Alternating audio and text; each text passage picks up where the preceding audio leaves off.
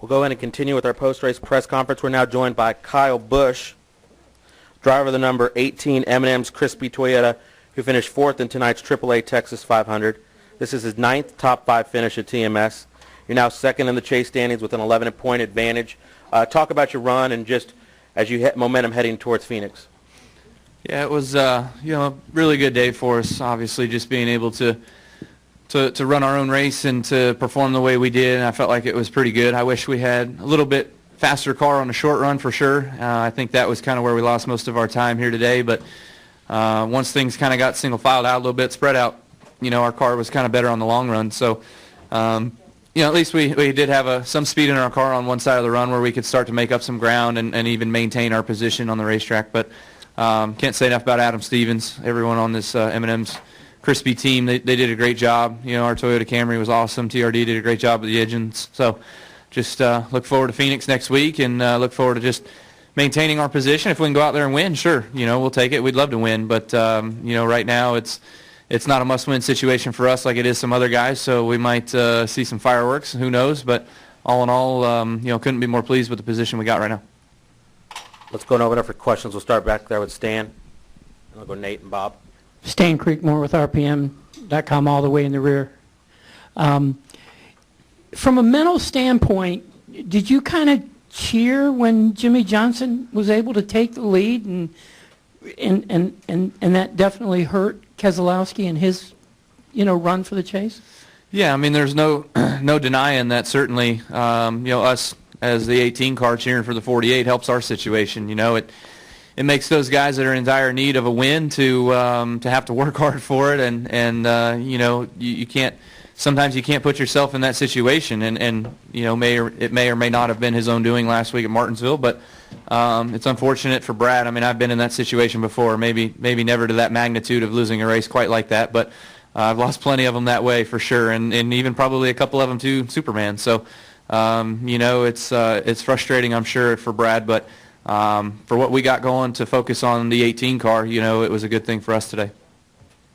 Well, Nate and then Bob. Nate Ryan, NBC Sports. Kyle, kind of following up on that with the point situation entering Phoenix with Jimmy winning, that obviously opens up another position at Homestead. Harvick has been so dominant at Phoenix recently. How do you and other guys who are in that points window look at this? Is it a winnable race still, given his dominance, and do you have to look at it differently, given that, knowing that you can advance to Homestead on points?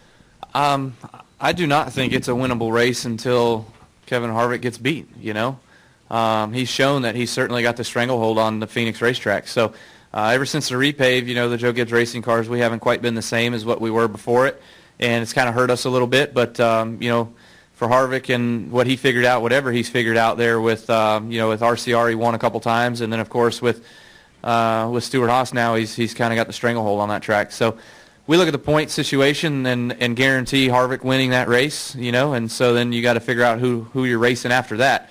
To know what you got to do in order to point your way through. So if we can win, though, and go out there and win the race, then we will. But as far as we're concerned, it's that's how we look at it. Do the Gibbs cars feel like you guys are better than you were? Because I know it was a struggle back then. Yeah, it was a bit of a struggle last fall there. I think Kenseth ran 20th, and that's what eliminated him out of the chase. And Denny ran 10th or whatever. He had a good enough position that he was able to finish good and transfer through to Homestead. And, so Kenseth tested for us out there a few weeks back and did a really good job. So I'm looking forward to what he's got worked out for us and getting out there and making some laps and hopefully having a good race car. Bob Hockers, ESPN. How bad was your tire when you kind of came in, looked like you came in a few laps early before that green flag cycle came in? And I have another question. I'm not exactly sure how bad it was. Just from it rolling across the front of my car, looking at it, it looked like it had about 8 spirals, across the tire. So the inside half of the tire looked like it was starting to spiral out. So it wasn't good. And, I know it's out of your control, but any concerns about any points from the splitter issue this morning? No, I don't think so. We've seen splitter issues changed before. The Penske cars had theirs changed once. I think a Hendrick car or something like that earlier this year. So I don't foresee there being any penalties from NASCAR on that, but anything's possible. I could be wrong. I have no idea what the infraction was or what they were upset about, but we changed it and apparently met their expectations after we changed it, and were able to go out there and race today. Stu Myrick, Austin Radio Network and 104.9 The Horn. Looking at your position in the chase, you're in second place, you're in pretty comfortable position. How much will that go into your strategy next week in Phoenix? It'll go into our strategy a little bit. If we're running 5th to 10th and that's what we need to do, then that's what we need to do. But if we're running 15th and there's a guy behind us that if he passes us, he's going to knock himself in and us out. Well, you're going to have a heck of a lot harder race on your hands. So. We just don't need to run. We just don't need to run like that. We just need to go out there and perform and do what we've done this round, and that's to finish top 5 each race. And if we can top 5 it again next week, that's obviously just going to help our situation and roll us right on the homestead. But in a perfect world, we'll sit on the pole and win the race and take a win on into homestead and with some good momentum and look like a real contender. Jay Pennell with Fox Sports. Just talk about Eric Jones's day today and the whole weekend. Did you kind of coach him through anything? I mean, you've done a lot of triples. It's his first one at 19, and he ran well all day, finished 12th. So just talk about his day. Yeah, I never really got a chance to talk to him a whole lot about the triple. I felt like he obviously's got a good head on his shoulders and knew what he needed, or felt like he knew what he needed. He really didn't ask a whole lot of questions, but. He hasn't been racing for a whole long time, but yet he's, pretty mature behind the wheel for sure. So he did a really good job this weekend, and winning the Truck Series race, that was really good for us. KBM, his chances for a championship, and then of course yesterday he ran top 5 and had a solid effort there in the Xfinity race. And I never saw him today. I saw him a couple times restarting right next to me, but after that I never saw him. So he was behind us a little bit, but finishing 12th, that's pretty good. Over here, Jerry. Jerry Fraley, Dallas Morning News. Kyle, this year you've been real good in the third race of each of the previous 2 rounds. You did what you had to do to advance. Does that add anything to your mindset going into Phoenix, knowing that you've been able to answer the bell, so to speak? Yeah, I mean, maybe it does, but I think the Phoenix situation is going to be entirely different than Dover.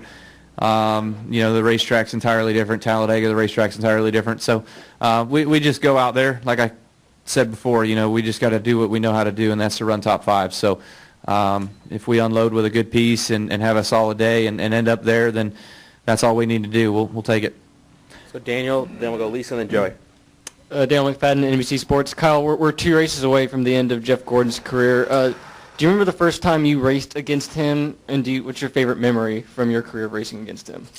First time I raced against him was my rookie year, Daytona 500, obviously. So I think if I remember right, I started right behind him, in the Daytona 500. But I think he won that one. That was one that he won. But he's been a huge icon to this sport, and obviously he's done a lot of good things for this sport and has brought it to the notoriety that it is today. So without him, we certainly would be in a different position. But it's disappointing to see him go. It's almost heartbreaking, I guess, for some, and others. There's a bright light on the other side of the door. With Chase Elliott. So we'll see how Homestead goes for him, and if he can pull off a championship and really go out with a Cinderella story. It's a long story. I do. I've got a few. It's a long story. I don't have all day. Let's go. I got to go home. Okay, then real quick, something positive to think about. My name's Janine Cloud, and I'm with Skirts and Scuffs. Considering how you started the season, would you express a little bit how it feels to be sitting where you are right now, facing the end of the season?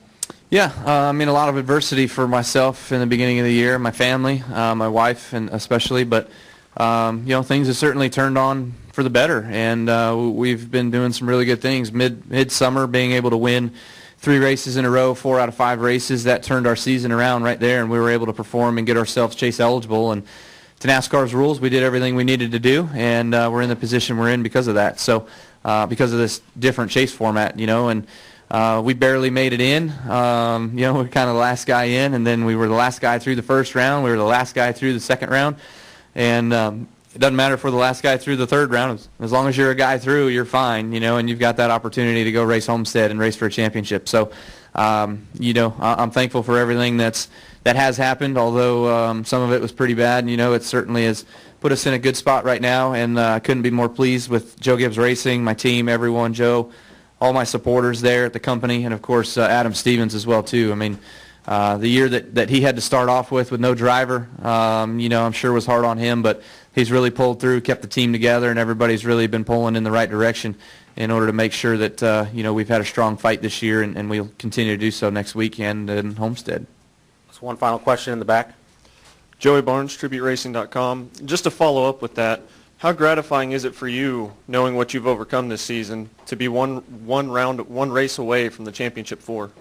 Yeah, I mean, it's certainly a dream come true. I mean, I never would have expected that we'd be in this position, let alone that when that first accident happened, I was thinking to myself, I'm like, man, I'm done. I mean, literally the thing that flashed through my mind was, man, I'm going to have to go lay decals again. That's what I did before I raced. I was a decal guy, but fortunately things worked out. I had a great medical staff and therapist and wife who just kept digging on me and making sure that I did all that I needed to do to get going. So I've said it before, I'll say it again, the script's written. I think there's 2 scripts written. It's just which one's going to come true. Jeff Gordon certainly has one, and I feel like we have one as well too with this 18 car. And hopefully it's our Cinderella story that can go end the season with on the 18. Kyle, thank you very much and congratulations. Thank you. You got it.